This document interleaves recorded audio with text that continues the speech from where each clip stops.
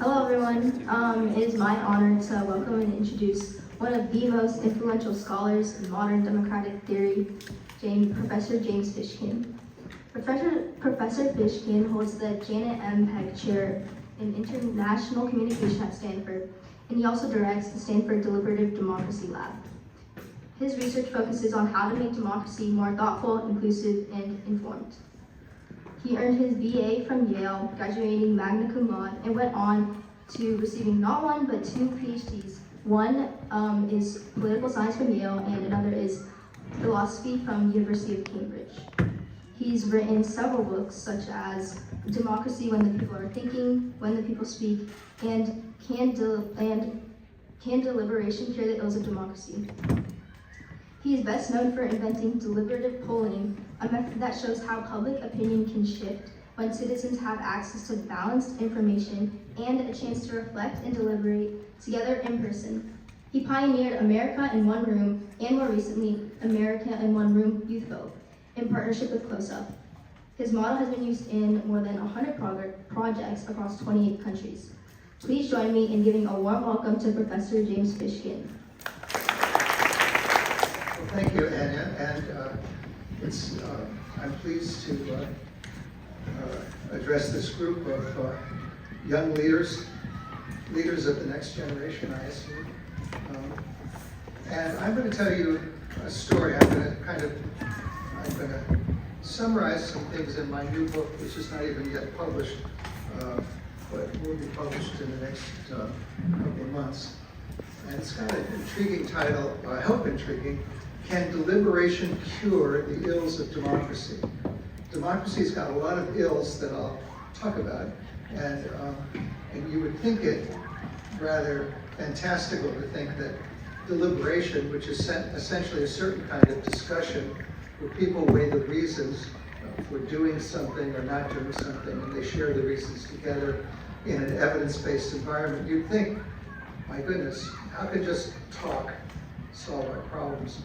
But for many years now, I've engaged in a research program for what I call deliberative polling. But it's much more than polling. It's a way to see how people can understand each other and how their opinions change when they actually learn to listen to each other. And the results have turned out to be rather surprising. And as over this period of time, since I've been doing this, I hate to admit it, since 1994, as we become more and more polarized, the effects that we get in the US, but in other countries too, have become much more surprising.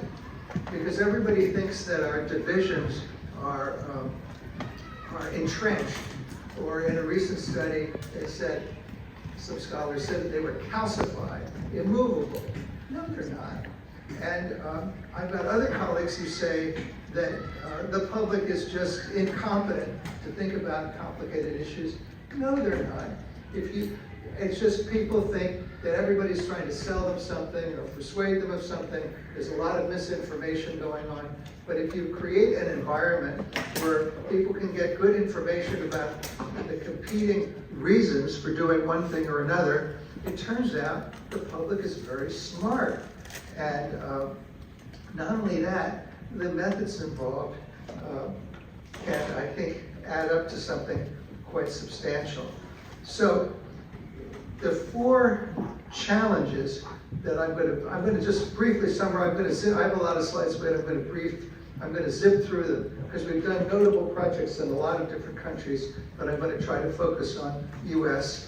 And also I want to say that the very process that I'm going to describe, my lab at Stanford has been bringing it into schools all around the country and into universities all around the country. And we also did this project with Close Up, and we'll be doing more projects with Close Up about the youth vote. But I'm not going to talk about that today. I'm going to talk about the general concept. So there are four big challenges facing democracies, in my view.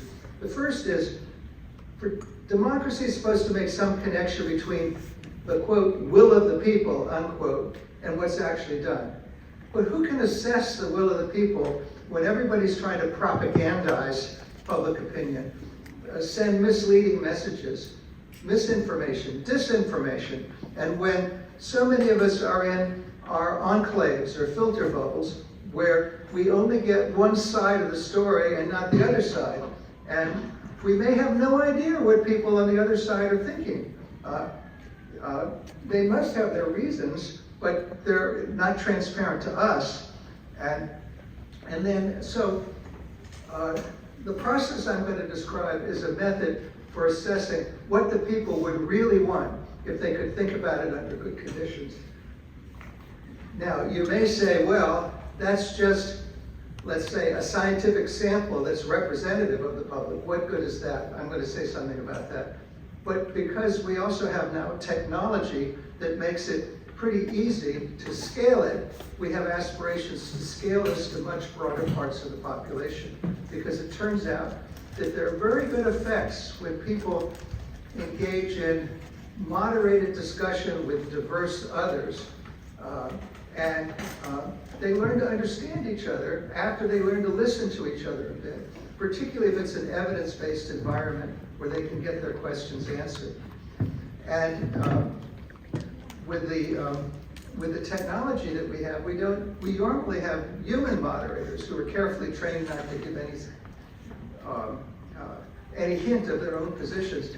But we now have an AI-assisted, video-based online moderator that can deal with any number of people. We've even done a global deliberation with it. And so the technology would be available to scale it, and the AI-assisted moderator does equally well as the human moderators, because we tested that on the same issues. Anyway, I'm getting ahead of myself. So assess the will of the people. Secondly, lessen extreme partisan polarization. The divisions between the parties are now so sharp and intense that they're creating deadlock. It's very hard to think that we can get anything done. Unless we do, democracy begins to lose its legitimacy in comparison to authoritarian models, where the authoritarian leader can say, well, I can get things done. But democracy is very precious in the sense that it empowers the people to make decisions. So how can we best do that? And I'm not talking about replacing our institutions, I'm talking about supplementing them with thoughtful processes. And I'll give you examples. The third challenge, which would seem even more difficult, is can we create more deliberative voters? Right now, voters tend to vote by party loyalty and not much else. So it's my team or your team. And just as we learn to root for our team in sports events, we learn to root for our party, whichever party it is. But elections are supposed to offer a mandate for what is to be done. And for that to happen, people need to think about what they really want in terms of what should be done. And so it ought to be possible for people to vote according to the issues. This was an old-fashioned notion that people were supposed to think about the issues and vote accordingly. I've got colleagues in political science who have asserted in widely read books that that's about as common as finding a unicorn. Well, it turns out that when voters deliberate, as I'm going to describe, that's what they do. And I've got national controlled experiments published in the leading journals, and this book is a distillation, a kind of public distillation of all of that.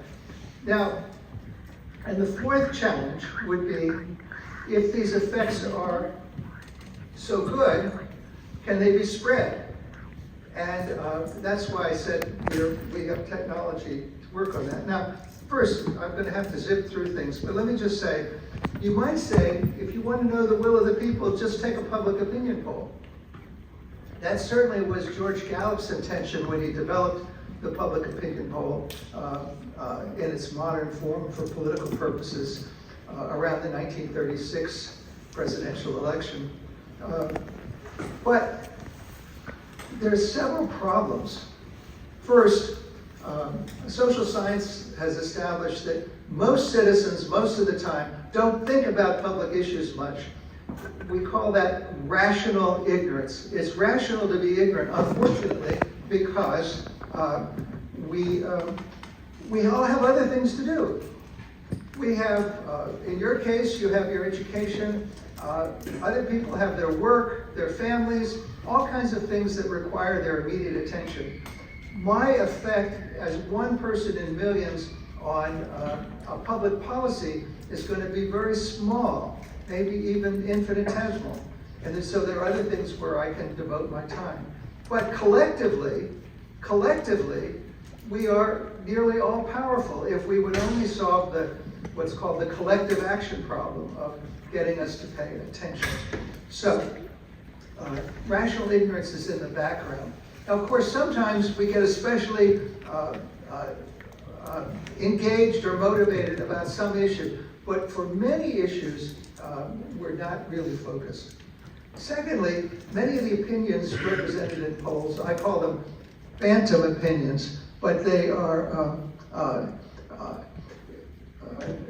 other social scientists have long called them non-attitudes. They're non-existent opinions. That is, if you're asked an opinion, if you happen to be randomly selected for a public opinion poll and you're asked a question you haven't thought about, most people are very hesitant to say that they don't know.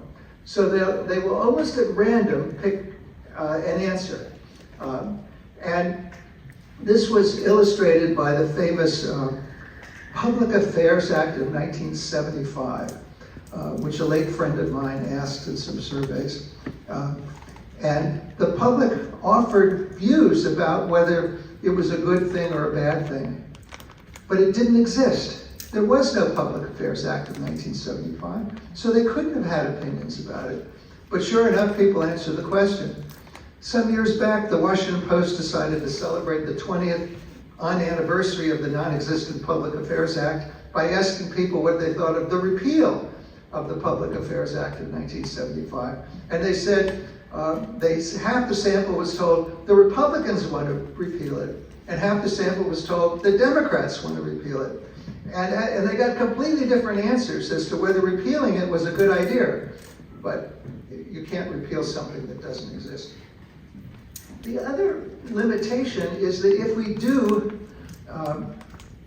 think about a public issue, we consult congenial sources and we talk to people like ourselves. We talk to people in similar social locations who are likely to have similar views. So we never hear the other side. I call this communication with the like-minded. So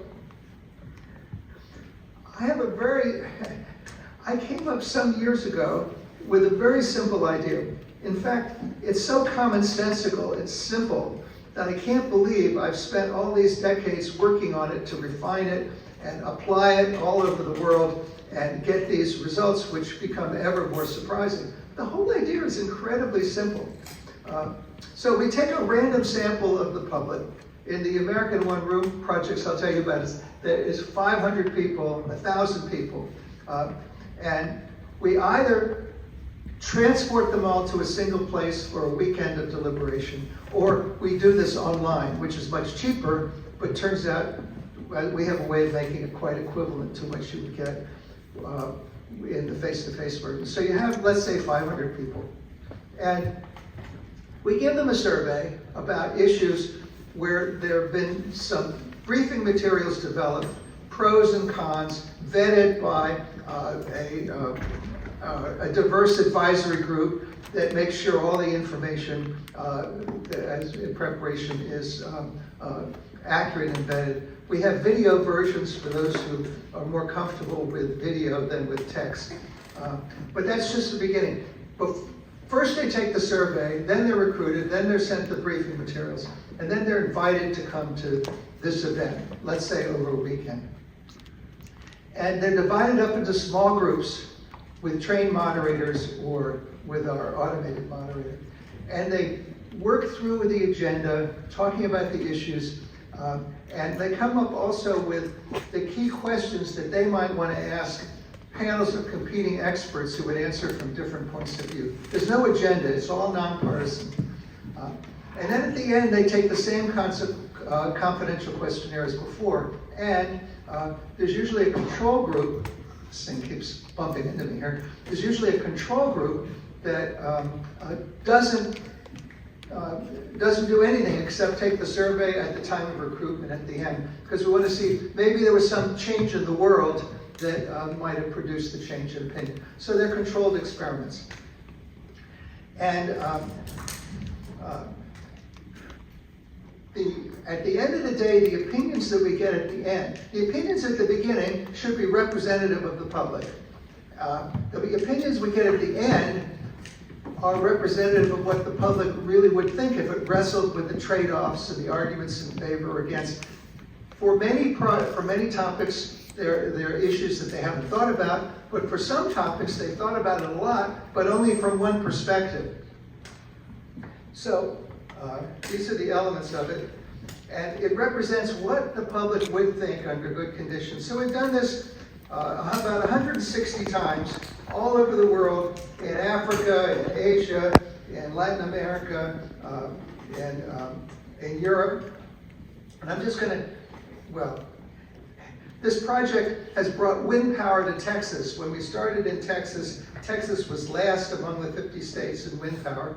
Now it's first, because the people thought that increasingly some of their power should be provided by windmills. There's a lot of wind in Texas, and they could harness it cost effectively, and it was good for the environment and good for climate change. And that's a documented story. In Japan, when Japan was going to privatize its pension system, we did a project with our Japanese collaborators about whether they should privatize, because Japan's getting very old. And so, as you know, with Social Security and pensions, the people who are working pay in, and the people who are retired get the money. But if you have more and more retired people and fewer working people in comparison, there's a big demographic challenge. And so the government was just about to privatize, but we did our project, which was nationally broadcast, and it turned out that the Japanese public did not want to take responsibility for investing, for securing their retirement by their own investment decisions. They wanted something guaranteed. They were willing to pay higher taxes to do that, and that's what the government did. That's an example of how the effect. We did the same thing on for Japan after the Fukushima disaster, how they were going to provide energy. That's something you might have heard about. In South Korea, President Moon at the time had these nuclear reactors that were being built, but his party was anti-nuclear, so he had a real dilemma, because if he didn't allow them to finish the reactors, he was going to have to import a lot of fossil fuels, but his party was very pro-climate change. He didn't want to import a lot of fossil fuels, so it was a dilemma. So he said, we're going to do a national deliberative poll, because they'd done a number of them. We worked with them a lot. And the public decided to complete the reactors. And that's what the president decided to do. So that was a case where there was a hard choice either way, and he consulted the public. Now, as things became, should have been my first clue, that when things were getting highly polarized, this process was very useful. But I didn't pick up on it. So we did a national project in Bulgaria on the condition of the Roma, sometimes referred to as the Gypsies, who were the most discriminated against group in Eastern Europe. And they live in separate housing, separate schools. They're disproportionately represented in the prisons. So we did this big national project in this hall left over from the Soviet era, and the Prime Minister was there, and all the major leaders, and it was nationally televised the whole time. And it was written up in the New York Times, which you can see on our website. And one of the big surprises, given the antipathy towards the Roma, was that the public was willing to close the Roma-only schools. They were segregated, and and bus the Roma children to schooling with everybody else. That went from 42 to 66%. And even the Roma children, the Roma parents didn't like the schools and wanted their children to be able to go to school with everybody else. And that's what happened.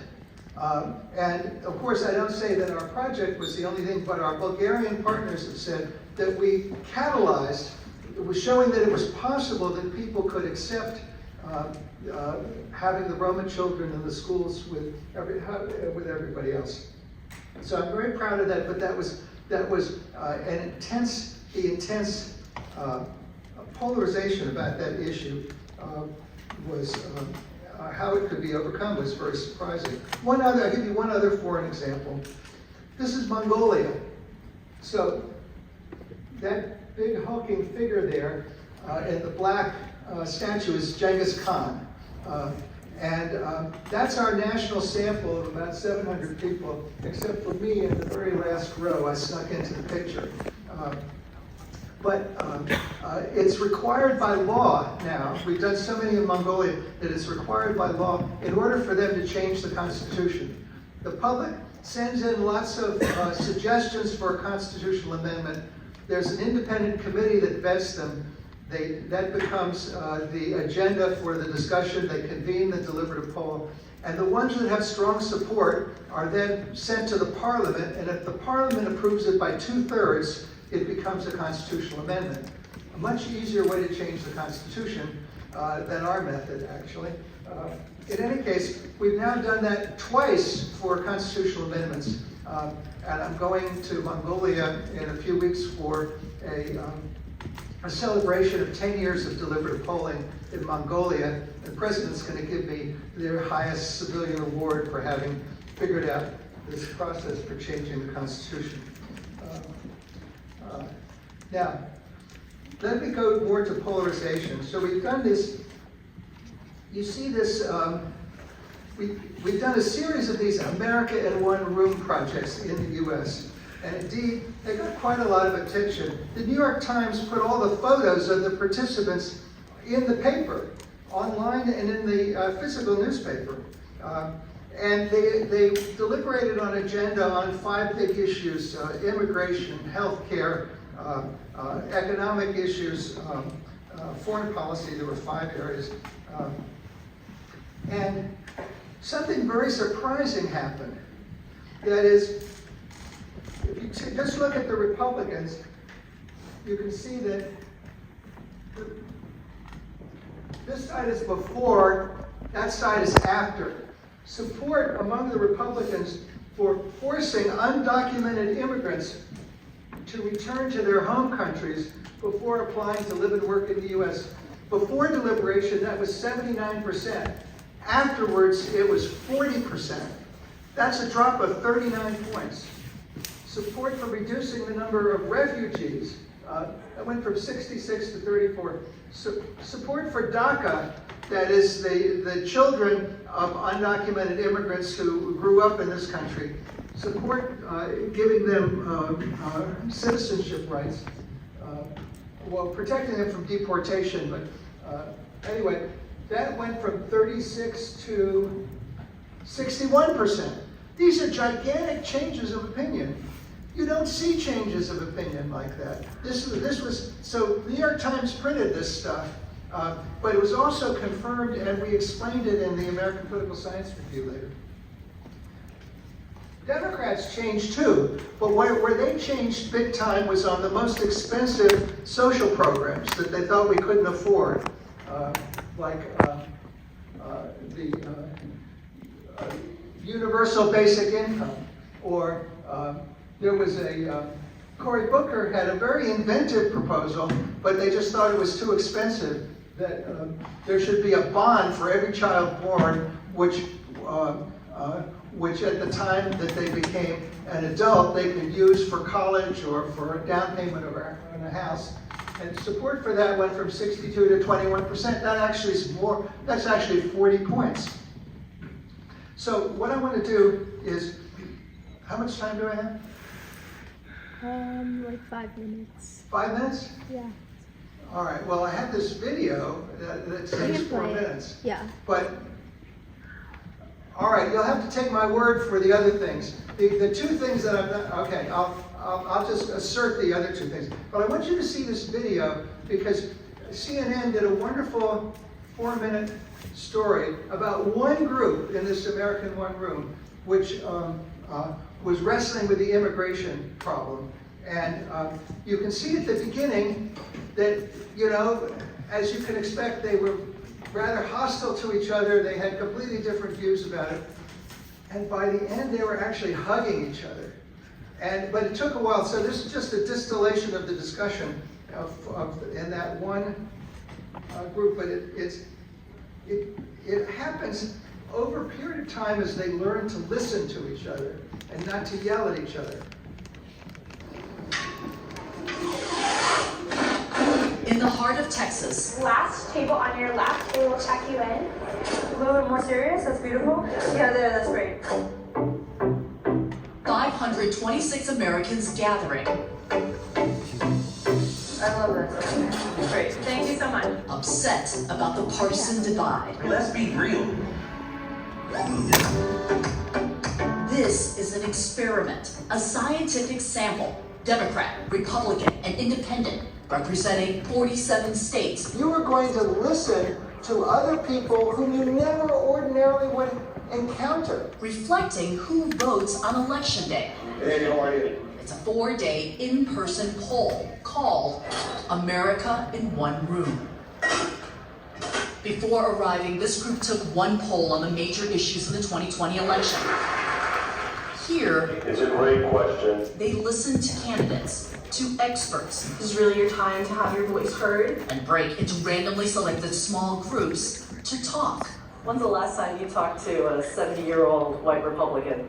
I don't think I've ever talked to a 70-year-old white Republican until now. You know, we're being stormed at the southern border, and that's a problem that needs to be dealt with. The illegal immigrants that we have today, you can see it all the time, waving their country's flags, burning the American flag. Sure, on TV you see the ones that do all this crazy stuff, but most of them work. Like the country, this group is deeply divided about immigration. I feel like you have a wall, a border wall. And along comes ICE, deports. How can we continue to do that? In America, We don't want to learn your language. We don't want to follow your customs. We follow our own customs. And to me, it looks like they don't want to become Americans. You know, Gary, your family were illegal immigrants. The American Indians, this was their country. All of us came here, and we didn't learn their language. We didn't learn their customs. We said, you take ours, and you take it now. So we're all children of illegal immigrants. I don't know how we can be so choosy about the new ones. That got to be a little heated in there. It definitely did. But we've all respected one another and got to hear each other's opinions. And I never thought I would be able to relate to someone that was a Republican. And I have, more than once. More than once. I think it's been interesting to talk to Trump supporters, because I don't meet many. I want to be a part of this. Seeing all of these people from all these other walks of life, exactly how my views have changed on it, I'm not so hardcore. What is your advice about political discourse in this country? You need to listen, not yell, not scream. You need to talk. At the end, This is how your voice will be heard. a closing poll to see if there's been any movement on the issues, but already visible. it's opened my mind to see that I need to listen to other people's views. Is the recognition that there is unexpected power I really enjoyed you being here. in bridging the divide. I have enjoyed this beyond measure.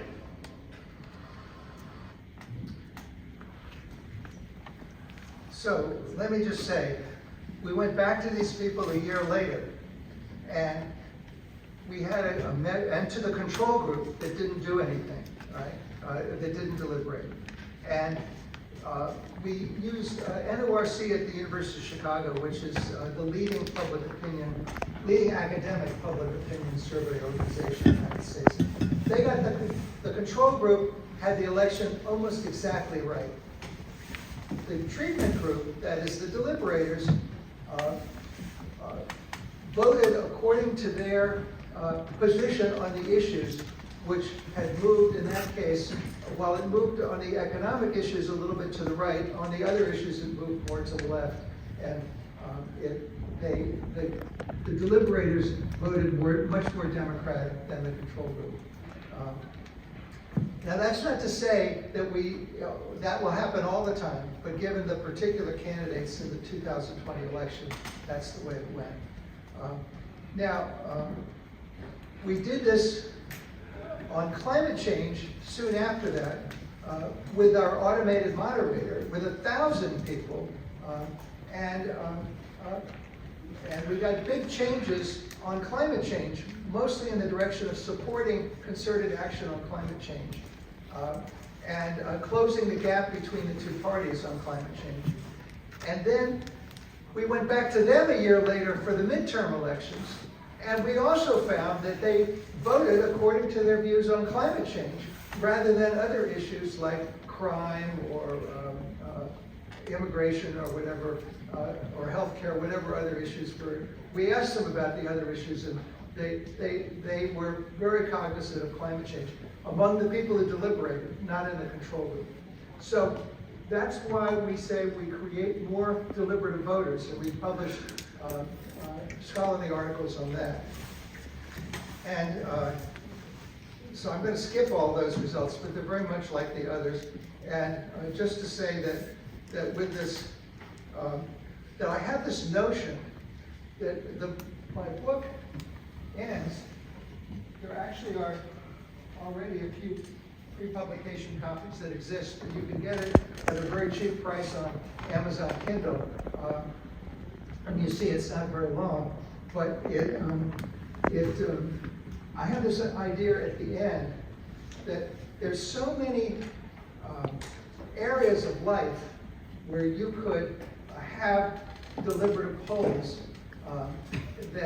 and so many other areas where you could have a deliberation-like experience in the schools. Or Bruce Ackerman and I have this plan for a national deliberation before a national election, where most people would deliberate. And that's why we created this automated moderator, to make it much easier to do.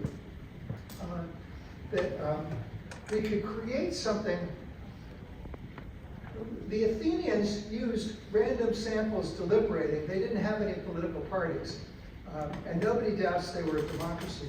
Now, I'm not saying that we should get rid of our parties. We need political parties to organize voting. We need to have voting. People died for the right to vote. We should preserve that right to vote, but we should try to, as George Washington said in his farewell address when he saw political parties coming, we should moderate the spirit of party, because the spirit of party could take over our democracy and produce what Madison called factions that were adverse to the rights of others if the spirit of party got out of hand. And Madison actually had a role in drafting one version of that speech, and then Hamilton had a role in drafting a second one. But the point is that Washington said it, and he was, I think, correct. And the American founders had this idea about deliberation, but they had it for the Senate. They had it for the Constitutional Convention. They actually thought the Electoral College was going to be a deliberative body, where they were going to select the most qualified person, because Madison at the time of the founding didn't envision political parties. But who now says the Senate is the world's greatest? When I was growing up, people still talked about it. The U.S. Senate is the world's greatest deliberative body. Nobody talks that way anymore.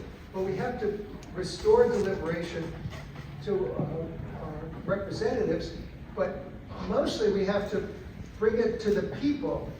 The founders weren't sure whether the people could do it, but we have an empirical research program that shows the people are entirely capable of it. So it's the deliberations by the people that should help forge the will of the people and make democracy more meaningful. The reason I refer to Athens is Aristotle, when he talked about Athens, talked about a rotation method. where each person would rule and be ruled in turn if there were enough opportunities. But by the time I get through the list at the end of the book of the many opportunities that we could do this, so many of which we piloted, there would be many, many, many opportunities.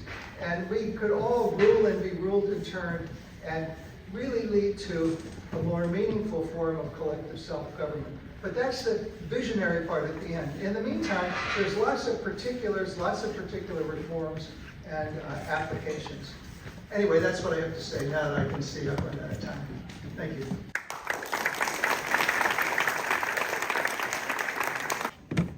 Thank you so much, Professor Fishkin, for speaking with us. It's really great to learn more about deliberative democracy, which is a really powerful system. And yeah, you guys should definitely be sure to check out his book. I think that's all the time we have for today, since our next fireside chat speakers are here right now. But thank you so much for coming. It was so great having you.